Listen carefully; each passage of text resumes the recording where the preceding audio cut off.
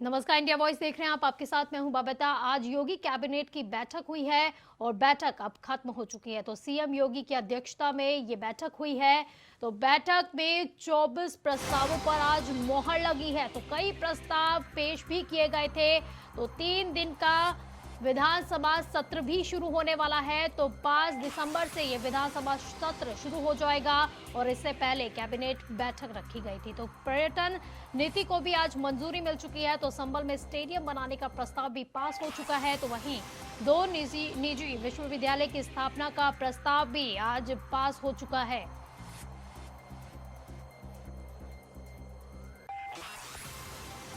तो योगी कैबिनेट की बैठक खत्म हो चुकी है। सभी की निगाहें इसी बैठक पर थी कि क्या कुछ प्रस्तावों को आज मंजूरी मिल सकती है, किन प्रस्तावों को आज लाया जा सकता है और किन को मंजूरी मिल सकती है। वहीं आपको बता दें कि सीएम योगी की अध्यक्षता में ये बैठक हुई और बैठक में 24 प्रस्तावों पर आज मोहर लगी है। तो कई प्रस्ताव पेश किए गए थे, जिसके बाद 24 प्रस्तावों पर मोहर लगी। तो 3 दिन का विधानसभा सत्र भी शुरू होने वाला है। तो 5 दिसंबर से ये सत्र शुरू हो जाएगा। तो पर्यटन नीति को आज मंजूरी मिल चुकी है। तो संबल में स्टेडियम बनाने का प्रस्ताव भी आज पास हो चुका है। तो 2 निजी विश्वविद्यालय की स्थापना का प्रस्ताव भी आज पास हो चुका है।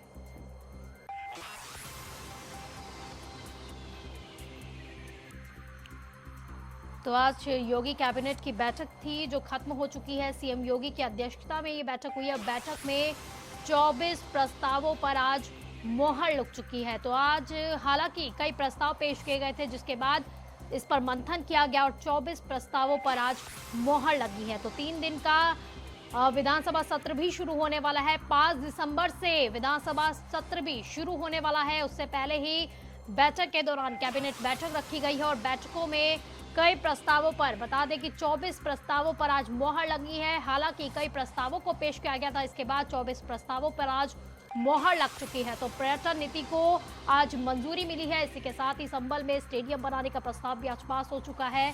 इसी के साथ 2 निजी विश्वविद्यालय की स्थापना का प्रस्ताव जो पेश किया गया था, उसे भी मंजूरी दे दी गई है।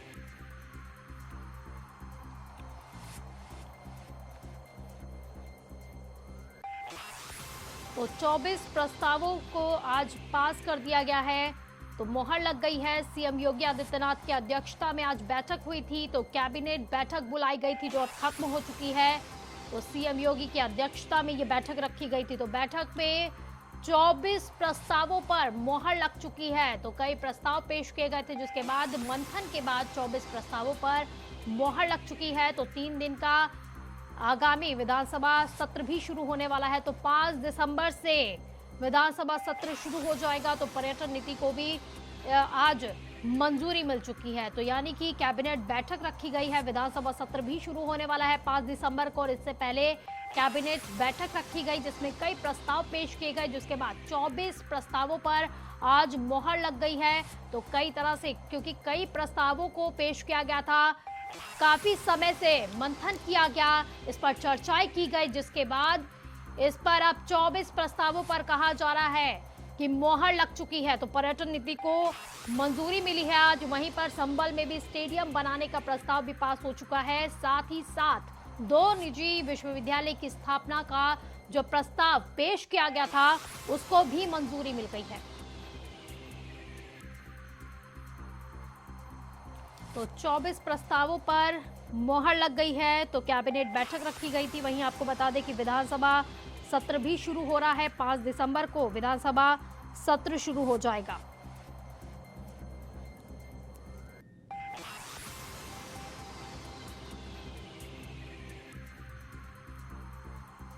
तो आज कैबिनेट बैठक थी जो अब खत्म हो चुकी है। तो सीएम योगी की अध्यक्षता में ये बैठक रखी गई थी। तो वहीं 24 प्रस्तावों पर मोहर लग चुकी है। तो हालांकि कई प्रस्ताव पेश किए गए थे, जिस पर मंथन किया गया, चर्चा की गई और अब 24 प्रस्तावों पर मोहर लगी है।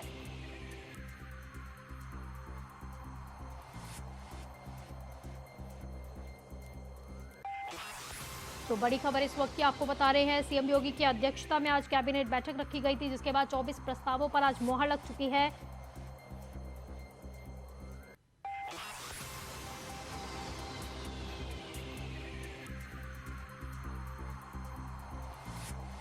तो 3 दिन का विधानसभा सत्र भी शुरू होने वाला है। 5 दिसंबर से विधानसभा सत्र शुरू हो रहा है। उससे पहले कैबिनेट बैठक रखी गई है, कई प्रस्ताव पेश किए गए थे, जिसके बाद अब इन पर मोहर लगा दी गई है। तो इसी पर ज्यादा जानकारी के लिए हमारे संवाददाता प्रियम पाठक हमारे साथ लाइव जुड़ रहे हैं। प्रियम, विधानसभा सत्र भी शुरू होने वाला है, उससे पहले कैबिनेट बैठक रखी गई और 24 प्रस्तावों पर आज मोहर लग चुकी है, क्या कुछ अपडेट?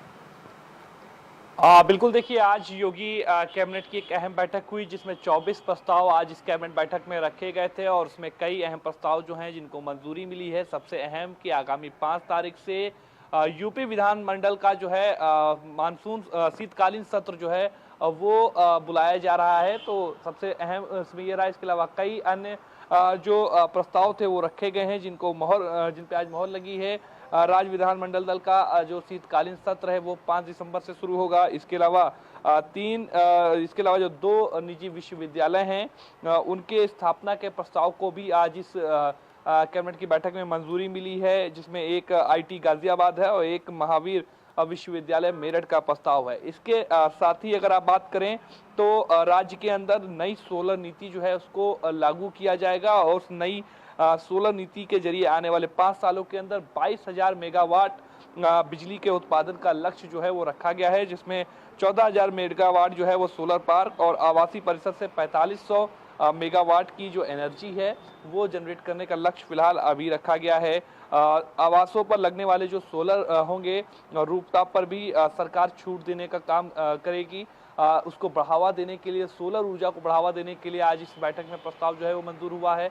तो आज कह सकते हैं ये अहम प्रस्ताव 2 निजी विश्वविद्यालय जो हैं उनकी स्थापना का प्रस्ताव आज कैबिनेट से अप्रूव हुआ है। सोलर नीति को लेकर जो है उसमें रखा गया है, जिसमें बड़ी संख्या में या कह सकते बड़ी मात्रा में जो है सोलर ऊर्जा के जरिए बिजली का उत्पादन किया जाएगा। 5 तारीख से शीतकालीन सत्र जो है वो बीजेपी का बुलाया गया है। तो आज के इस बैठक में इन खास प्रस्तावों को रखा गया था जिनको आज कैबिनेट की मोहर लगी है। जी प्रियम, आपसे ये भी जानना चाहेंगे क्योंकि 24 प्रस्ताव तो पास कर लिए गए हैं, लेकिन इससे पहले कई प्रस्ताव भी पेश किए गए होंगे। आपसे ये जानना चाहेंगे कौन से वो प्रस्ताव है जो काफी समय से अधर में लटके हुए थे लेकिन अब उन्हें मंजूरी मिल चुकी है? देखिए आज जो थे कुल 24 प्रस्ताव आज इस कैबिनेट में रखे गए हैं। उन सभी प्रस्तावों को आज जो है मंजूरी भी मिली है। अलग अलग विभागों के अलग अलग प्रस्ताव थे जिनको तैयार किया गया था और आज उन प्रस्तावों को यहाँ पर लाया गया। और चूंकि अभी आप देखें तो प्रेस कॉन्फ्रेंस चल रही है और प्रेस कॉन्फ्रेंस के जरिए ही जानकारी साझा की जा रही है कि कौन कौन से वो प्रस्ताव हैं जिनको आज मंजूरी मिली है। और अभी अगर आप देखें तो पर्यटन नीति 2022 को जो है वो लागू किया गया है और इस नीति के तहत कम विकसित क्षेत्र पर जो है वो विशेष तौर पर फोकस करते हुए डेवलपमेंट किया जाएगा और निवेश को जो है प्रोत्साहित करने का काम किया जाएगा। तो इसका जो प्रस्ताव था उसको भी आज इस कैबिनेट में मंजूरी मिली है। पर्यटन क्षेत्र में जो क्षेत्र नहीं आते थे, जो उसमें होटल थे, जलाशय, झील हैं, उसको भी लाने का काम जो है वो किया जाएगा। तो ये भी आज एक प्रस्ताव रखा गया था, यानी कि पर्यटन नीति में भी जो है वो बदलाव किए गए हैं और उसमें भी आज उसको इस कैबिनेट बैठक में रखा गया ताकि ज़्यादा से ज़्यादा पर्यटन हो सके और पर्यटन के जो टूरिज्म के जो क्षेत्र हैं उनका विस्तार करने का लक्ष्य साफ तौर पर आज इस कैबिनेट बैठक में रखा गया है। जी प्रियम, क्योंकि विधानसभा सत्र भी शुरू होने वाला है 5 दिसंबर से, तो उसको लेकर क्या कुछ चर्चाएं की गई, क्या कुछ खास रहा इसको लेकर भी? देखिए कैबिनेट की जो बैठक होती है तो उसमें प्रस्ताव रखा जाता है, उसके अंदर पूरा उसका फॉर्मा होता है, पूरा एक तैयार होता है और उसमें इन सभी चीज़ों का जिक्र होता है। तो कैबिनेट चूंकि मानसून सत्र अभी आयोजित हुआ था और उसके बाद में शीतकालीन सत्र सरकार को बुलाना है और उसके लिए कैबिनेट के अप्रूवल की आवश्यकता होती है। तो वो आज कैबिनेट में प्रस्ताव उसका रखा गया, उसको अप्रूवल उसको प्रस्ताव को मंजूरी मिल गई है और अब 5 तारीख से उत्तर प्रदेश का शीतकालीन सत्र जो है वो शुरू होगा। 3 दिवसीय, फिलहाल अभी जो जानकारी है उसके मुताबिक 3 दिवसीय शीतकालीन सत्र होगा जिसमें अलग अलग सेशंस होंगे और उसके अंदर जो है कई मुद्दों को लेकर उस सत्र के अंदर चर्चा होती हुई नजर आएगी। जी प्रियम, क्योंकि 2 निजी विश्वविद्यालयों के बारे में भी बताया गया है, उसको लेकर भी मंजूरी दी गई है, उसकी स्थापना को लेकर मंजूरी दी गई है। कौन कौन से वो निजी विश्वविद्यालय है जिन पर आज मोहर लगी है? देखिए, निजी विश्वविद्यालय की स्थापना के प्रस्ताव आज इस कैबिनेट बैठक में रखे गए थे। दो निजी विश्वविद्यालय हैं जिनके प्रस्ताव जो थे वो इसमें रखे गए थे और दोनों ही इन विश्वविद्यालयों को जो है आज कैबिनेट की मंजूरी मिल गई है। सबसे पहले HRIT गाजियाबाद का है और दूसरा है महावीर विश्वविद्यालय मेरठ का। इन दोनों ही विश्वविद्यालयों के प्रस्ताव को मंजूरी मिली है और जल्दी ही अब इनकी जो है वो स्थापना होगी दोनों विश्वविद्यालयों की और दो नए विश्वविद्यालय उत्तर प्रदेश के अंदर होंगे। उसको लेकर जो कैबिनेट में प्रस्ताव रखा गया था उसको जो है मंजूरी दे दी गई है। इसके अलावा संजय गांधी स्नातकोत्तर विश्वविद्यालय के क्रिटिकल केयर और 12 अतिरिक्त बेड जो है वो बढ़ाने का जो प्रस्ताव था उसको भी मंजूरी मिली है। अभी तक क्रिटिकल केयर में 20 बेड हैं। इसके बाद क्रिटिकल केयर के टोटल कुल मिलाकर 32 बेड हो जाएंगे, यानी 20 पहले के थे और 12 और उसमें जोड़ दिया जाएगा, यानी कि SGPGI जो है उसमें क्रिटिकल केयर यूनिट्स में जो बेड की संख्या है उसके बढ़ाने के प्रस्ताव को भी मंजूरी मिली है। उच्च न्यायालय के जो ट्रेनी न्यायाधीश हैं उनके कार्यकाल को 1 साल से बढ़ाकर अब 2 साल करने के जो है वो भी कर दिया गया है। उत्तर प्रदेश इलेक्ट्रॉनिक प्रतिमान नीति जो है उसमें संशोधन किया गया है और जिसके तहत अभी तक 40,000 करोड़ रुपए का जो निवेश आकर्षित किया जाएगा। तो हर तरफ से कह सकते हैं कि उत्तर प्रदेश के अंदर किस तरीके से विकास को रफ्तार दी जाए वो प्रस्ताव आज रखे गए। उन प्रस्तावों को मंजूरी मिली है। निवेश को कैसे बढ़ाया जाए, सोलर ऊर्जा के जरिए कैसे बढ़ाया जाए, विश्वविद्यालयों की संख्या को कैसे बढ़ाया जाए, सत्र का आयोजन होगा और सोलर ऊर्जा को विशेष तौर पर आज इसमें फोकस रखा गया है। पर्यटन पर विशेष तौर पर फोकस रखा गया और उससे संबंधित जो प्रस्ताव थे उनको आज इस कैबिनेट की अप्रूवल मिली है। चलिए, बहुत बहुत शुक्रिया प्रियम आपका इन तमाम जानकारी के लिए। तो खबर लखनऊ से आ रही है, जहां पर लखनऊ से लव जिहाद का मामला सामने आया है, जिसमें प्रेमी सुफियान ने अपनी प्रेमिका को छत से फेंक दिया, जिसके बाद जब उसे अस्पताल ले जाया गया जहां डॉक्टरों ने उसे मृत घोषित कर दिया है, जिसके बाद निधि के गुस्साए परिजन अब इंसाफ की गुहार लगा रहे हैं। वहीं इस मामले के बाद अब joint police commissioner law and order Piyush Mordia ने प्रेस कॉन्फ्रेंस की है। इस दौरान जॉइंट पुलिस कमिश्नर ने बताया कि हत्या और धर्मांतरण में अभियुक्त सुफियान पर केस दर्ज कर लिया गया है और सुफियान को पकड़ने के लिए पुलिस ने 5 टीमें भी गठित कर दी गई है जो लगातार उसकी तलाश कर रही है। तो उन्होंने आगे कहा कि जांच में अगर आरोप सही पाए जाते हैं तो उसके नाम पर भी चार्जशीट दाखिल की जाएगी।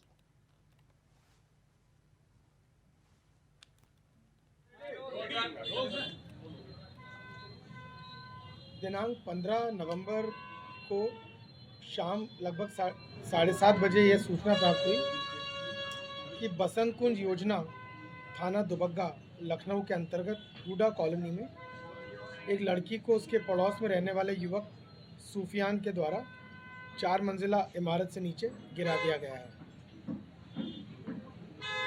इसी घटना के संबंध में मैं आपको संक्षिप्त विवरण देना चाह रहा हूँ। खबर मैनपुरी से है, जहां पर बीजेपी प्रत्याशी रघुराज सिंह शाक्य ने अपना नामांकन दाखिल कर दिया है। तो मैनपुरी कलेक्ट्रेट में शाक्य ने अपना नॉमिनेशन फाइल दाखिल कर दी है। तो रघुराज ने 4 प्रस्तावकों के साथ इस नामांकन को दाखिल किया है। तो बीजेपी प्रदेश अध्यक्ष समेत कई नेता उस दौरान मौजूद भी दिखाई दिए।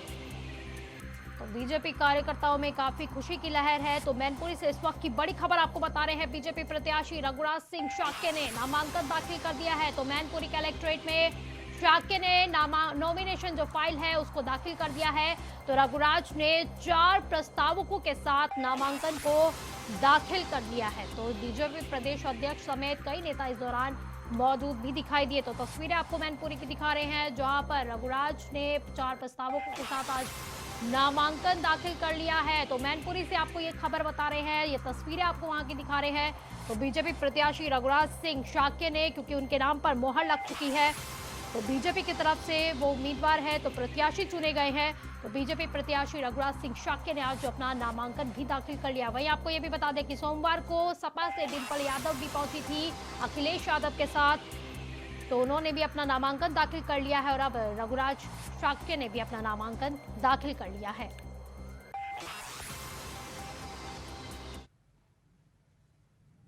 तो वहीं मैनपुरी लोकसभा सीट पर उपचुनाव में समाजवादी पार्टी की प्रत्याशी डिंपल यादव के सामने बीजेपी ने अपने प्रत्याशियों का ऐलान कर दिया है। तो इस चुनाव में कांटे की टक्कर भी देखने को मिल रही है। तो बीजेपी ने सपा से सांसद रह चुके और शिवपाल सिंह यादव के काफी करीबी माने जाने वाले रघुराज शाक्य को टिकट दिया है। वहीं रघुराज सिंह शाक्य की प्रस्तावक ममता राजपूत से इंडिया वॉइस ने खास बातचीत की है, सुनाते हैं आपको। रघुराज सिंह शक ने नामांकन दाखिल किया है। नामांकन दाखिल करने के बाद ही उनके साथ जो प्रस्तावक गए थे, हमारे साथ राजपूत जी हैं, जो भारतीय जनता पार्टी को काफ़ी लंबे समय से जुड़ी हुई हैं और उनको आयोग का सदस्य भी बनाया गया। आप प्रस्तावक के रूप में आज अभी दो मेहनत करना है तो जवाब देगा। डिम्पल जी समाजवादी पार्टी से मैदान में आई हैं, क्या लगता है भारतीय जनता पार्टी पूरी तरह उनको देखती है और कैसे बीजेपी के पूर्व मंत्री हमारा चुनाव जनता लड़ रही है और आधे से ज़्यादा काम उसने खुद कर लिया है, जनता नहीं, और कोई चुनौती नहीं है। और देखिए जो आपस में लड़ते हैं तो एक दूसरे दोनों के लिए चुनौती नहीं है, उनके लिए हम होंगे, हमारे लिए वो, लेकिन चुनौती है भी नहीं। मुख्यमंत्री योगी आदित्यनाथ जी बड़ा स्ट्रगली ले रहे हैं सीट को और रामपुर सीट को, क्या कहना चाहेंगे? देखिए हर सीट महत्वपूर्ण होती है तो लिहाजा ये भी महत्वपूर्ण है और जनता बदलाव स्वयं चाहती है तो जनता ही चुनाव लड़ेगी। उनकी बात की जाए तो लड़कियाँ कोचिंग से जाती थी या देर रात होने के बाद देखिए उसके लिए उन्होंने क्लिनिक बनाई भी है, एंटीवेनिया भी है और आपका 112 नंबर भी है, तो सुरक्षा भी पूरी है। और बहन बेटियाँ हमारी आदि जो पहले जा नहीं पाती थी वो पढ़ रही है, लिख रही है और अपना जा रही है। सुरक्षित माहौल सुरक्षा का और प्रशासन हमारा पूरा जो है देख करता है, सब कुछ अच्छा ही है, अमन चैन है। तो ये थी ममता राजपूत जी जिनसे हमने संवाद किया है। उन्होंने बताया कि 2 सेटों में नामांकन दाखिल कर चुके हैं, 2 सेट अभी और नामांकन दाखिल किए जाएंगे। डिप्टी सीएम कुछ देर बाद यहाँ पहुँचेंगे, जिसके बाद एक कार्यक्रम भी आयोजित किया गया है पार्टी से। इंडिया वॉइस के लिए मैं मुकेश कुमार। तो वहीं उत्तर प्रदेश में उपचुनाव से पहले मुस्लिम वोटर्स को अपने पाले में जोड़ने के लिए हर पार्टी पूरी तरह से प्रयास कर रही है। तो बीजेपी ने राज्य में पहले रामपुर और फिर बरेली में पसमानदा सम्मेलन किया था। इसके बाद समाजवादी पार्टी और अब बसपा प्रमुख मायावती का इस पर भी बयान जारी हो गया है। तो मायावती ने अपने बयान में बीजेपी और आरएसएस पर जमकर निशाना साधा है। तो मायावती ने अपने ट्वीट के जरिए लिखा कि अपने केवल संकीर्ण राजनीतिक स्वार्थ की खातिर पसमानदा मुसलमान समाज जो है उसका राग बीजेपी और आरएसएस का अब नया शिकुफा, जबकि मुस्लिम समाज पहले मुसलमान है और उनके प्रति इनकी सोच, नियत और नीति और उनका ट्रैक रिकॉर्ड क्या है, कैसा है, ये किसी से छिपा नहीं है। तो एक के बाद एक ट्वीट किए गए हैं मायावती द्वारा। तो बीजेपी और आरएसएस पर जमकर निशाना साधा गया है पसमानदा मुसलमानों को लेकर। तो वहीं आपको बता दें कि बीजेपी के पसमानदा सम्मेलन पर अब मायावती ने हमला बोला है। तो बीजेपी लगातार पसमानदा मुसलमानों के लिए सम्मेलन कर रही है।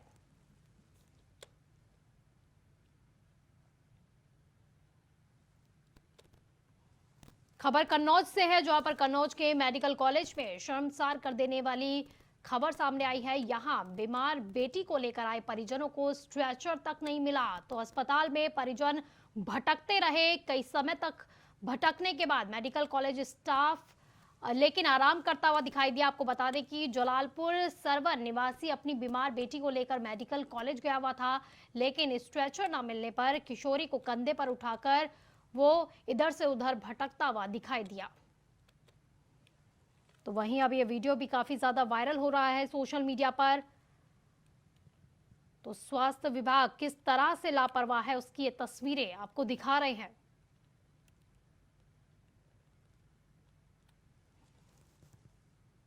तो वहीं यूपी में रामपुर विधानसभा उपचुनाव के लिए समाजवादी पार्टी के कद्दावर नेता आजम खान ने मीटिंग कर प्रत्याशी के नाम का ऐलान कर दिया है। उन्होंने अपने करीबी असीम रजा को प्रत्याशी बनाया है। वहीं असीम रजा ने के नाम के ऐलान के बाद बीजेपी प्रत्याशी आकाश सक्सेना ने प्रतिक्रिया देते हुए कहा कि मुझे इस मुकाबले में जरा भी दम नहीं लगता, हमारा किसी से कोई मुकाबला नहीं है और भारतीय जनता पार्टी रामपुर में एक इतिहास रचने वाली है। साथ ही उन्होंने आगे कहा कि हमने रामपुर में हमेशा ही रोजगार की बात की है, हमने रामपुर में हमेशा विकास की बात की है। ऐसे मुद्दों पर हम जनता के बीच लेकर जाएंगे और इसी मुद्दों पर चुनाव भी लड़ेंगे और जीतेंगे भी।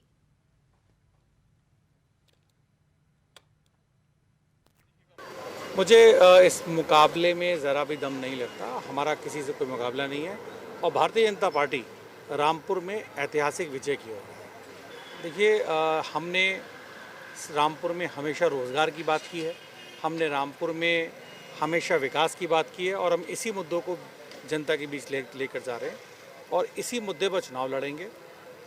जिस तरीके से रामपुर में आज़म ने युवाओं के हाथों से कलम छीनकर उनको रिक्शा पकड़वाने का काम किया, हमें वापस उनको कलम थमानी है, ऐसा हमारा नारा है। वहीं रालोद प्रत्याशी मदन भैया ने बुधवार को एडीएम प्रशासन कोर्ट में खतौली विधानसभा सीट से उपचुनाव के नामांकन कर दिया है। तो नामांकन के बाद उन्होंने कहा कि शुगर मिलें चल गई है, लेकिन भाव अभी तक घोषित नहीं किया गया है। बकाया भुगतान भी किसानों को नहीं मिला है। महंगाई भी अब चरम पर पहुंच गई है।